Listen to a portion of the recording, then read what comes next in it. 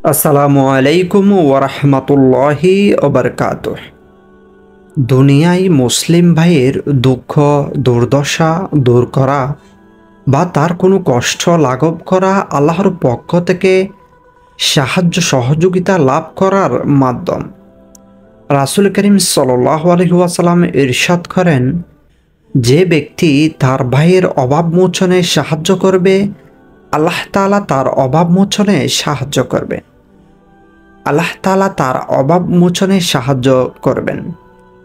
যে ব্যক্তি কোনো মুসলমানের দুঃখ কষ্ট দূর করবে, আল্লাহ তাআলা কিয়ামতের দিন তার বিপদসমূহের কোনো একটি বড় বিপদ দূর করে দেবেন। আর যে ব্যক্তি কোনো মুসলমানের দুষ্ত্রুটি ডেকে রাখবে, আল্লাহ কিয়ামতের দিন তার দুষ্ত্রুটি ডেকে রাখবেন।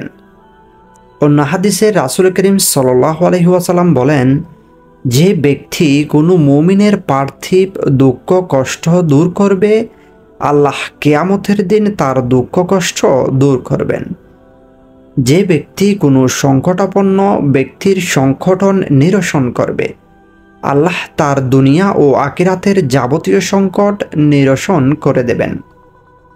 যে ব্যক্তি কোনো মুসলিমের দুষ্ত্রুটি গোপন রাখে, আল্লাহ দুনিয়া ও আখিরাতেই তার দুষ্ত্রুটি গোপন রাখবেন।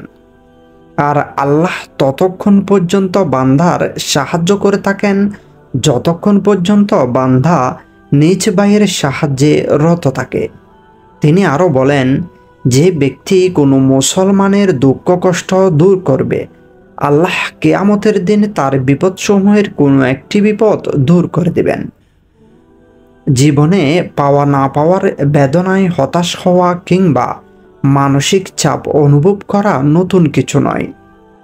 বিপদ আপদ চাপ কিংবা না পাওয়ার বেদনা যতই বেশি হোক না কেন, কোনো অবস্থায় হতাশ হওয়া ঈমানদারের কাজ নয়, বরং সর্ব অবস্থায় মহান আল্লাহর উপর আস্থা রাখাই সুস্থ থাকার উপায় এবং বুদ্ধিমানের কাজ।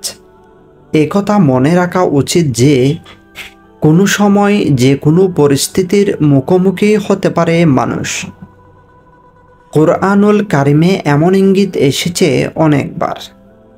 তখনই আল্লাহর সেই বাণী ইন্না লিল্লাহি ওয়া ইন্না ইলাইহি রাজিউন স্মরণ করাই সবার কাজ। বিপদ আপদ হতাশা রোগ সুখ সবই মহান আল্লাহর পক্ষ থেকে বান্দার জন্য পরীক্ষা।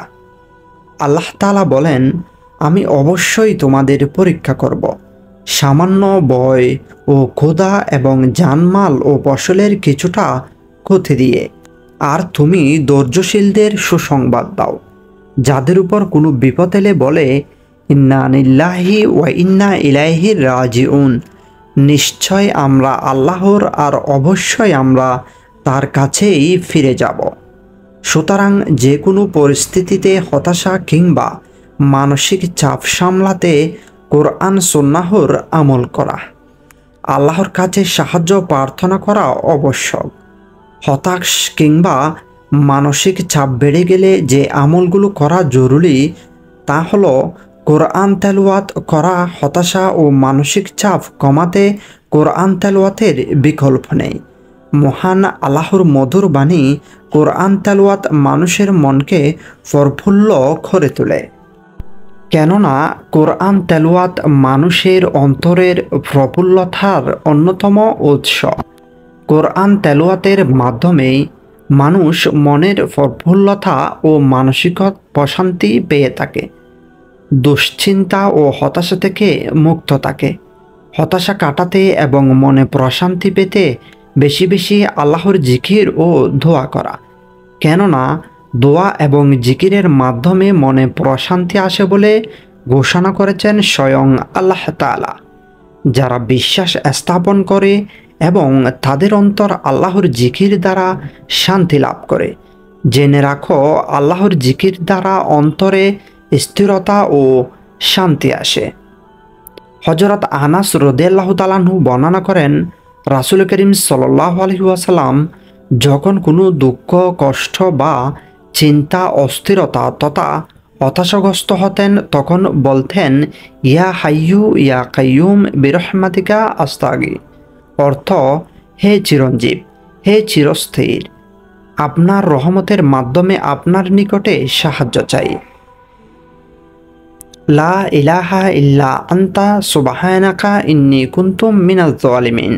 অর্থ হে আল্লাহ, তুমি ছাড়া কোনো সত্তা বা উপাস্য নেই, আমি তোমার পবিত্রতা বর্ণনা করছি, নিঃসন্দেহে আমি জালিমদের অন্তর্ভুক্ত।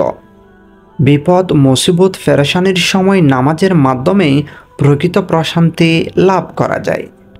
কেননা নামাজের মাধ্যমে বান্দা মহান আল্লাহর সাহায্য লাভ করে থাকেন। তাই মানসিক প্রশান্তি পেতে নামাজে মনোযোগী হওয়া আবশ্যক। আল্লাহ তাআলা বলেন, তোমরা নামাজ ও ধৈর্যের মাধ্যমে আমার সাহায্য প্রার্থনা করো, অবশ্যই তা যথেষ্ট কঠিন, কিন্তু সেই সমস্ত বিনয়ী লোকদের পক্ষেই তা সম্ভব। হাদিসে এসেছে, রাসূল করিম সাল্লাল্লাহু আলাইহি ওয়াসাল্লাম যখন কোনো কঠিন সমস্যার মুখোমুখি হতেন তখন নামাজ আদায় করতেন। সাহাবায়ে কেরামও এই আমলে অভ্যস্ত ছিলেন। তারা অতি ছোট বিষয়ের জন্যও তারা নামাজে দাঁড়িয়ে যেতেন, এমনকি জুতার ফিতা ছিঁড়ে গেলেও নামাজের মাধ্যমেই সমাধা করতেন। অস্থিরতা ও হতাশা কাটাতে হাসি খুশি থাকার বিকল্প নেই।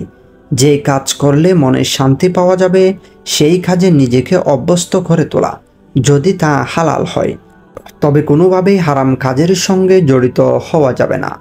হতাশ মুক্ত থাকতে চলাফেরা, ওঠা বসা সহ যে কোনো বিনোদনের ক্ষেত্রে হালাল হারাম মেনে চলা খুবই জরুরি। আল্লাহর প্রতি তাওয়াক্কুল করা, মানসিক হতাশা ও অশান্তি থেকে মুক্ত থাকতে মহান আল্লাহর প্রতি তাওয়াক্কুলের বিকল্প নেই। কেননা তিনিই বলেছেন যে মহান আল্লাহর প্রতি তাওয়াক্কুল বা ভরসা করে তার জন্য আল্লাহই যথেষ্ট। আর যে ব্যক্তি দুনিয়ায় সর্ব অবস্থায় মহান আল্লাহর প্রতি তাওয়াক্কুল করতে জানে তার কোনো চিন্তা নেই। হাদিসে মুবারকে এসেছে, রাসূল করিম সাল্লাল্লাহু আলাইহি ওয়াসাল্লাম বলেছেন, আল্লাহ তাআলা ঘোষণা করেন, আমি সেই রূপ যে রূপ বান্দা আমার প্রতি ধারণা রাখে। তাওবা ইস্তেগফার করা, তাওবা ইস্তেগফারে হতাশা ও মানসিক চাপ কমে, জীবিকার অভাব কমে, সন্তান সন্ততির অভাব কমে, গুনাহ মাফ হয়। এইসব সমাধানের কথা বলেছেন মহান আল্লাহ তাআলা। তারপর বলছি, তোমরা তোমাদের পালনকর্তার কাছে ক্ষমা প্রার্থনা করো, তিনি অত্যন্ত ক্ষমাশীল। তিনি তোমাদের উপর অজস্র বৃষ্টি দ্বারা ছেড়ে দেবেন, তোমাদের ধন সম্পদ ও সন্তান সন্ততি বাড়িয়ে দেবেন, তোমাদের জন্য উদ্যান স্থাপন করবেন এবং তোমাদের জন্য নদীনালা প্রবাহিত করবেন। রাসূল করিম সাল্লাল্লাহু আলাইহি ওয়াসাল্লাম বলেছেন, যে ব্যক্তি নিয়মিত ইস্তেগফার করবে আল্লাহ তাআলা তার সব সংকট দূর করে দেবেন, সমাধানের পথ বের করে দেবেন, তার সব দুশ্চিন্তা মিটিয়ে দেবেন এবং অকল্পনীয় উৎস থেকে তার রিজিকের ব্যবস্থা করে দেবেন। সুতরাং কোনো অবস্থাতেই হতাশ না হওয়া, মহান আল্লাহর উপর অগাধ আস্থা এবং বিশ্বাস রাখা, মনে প্রশান্তি লাভের জিকির, দোয়া, তাওবা, ইস্তেগফার, নামাজে মনোযোগী হওয়া।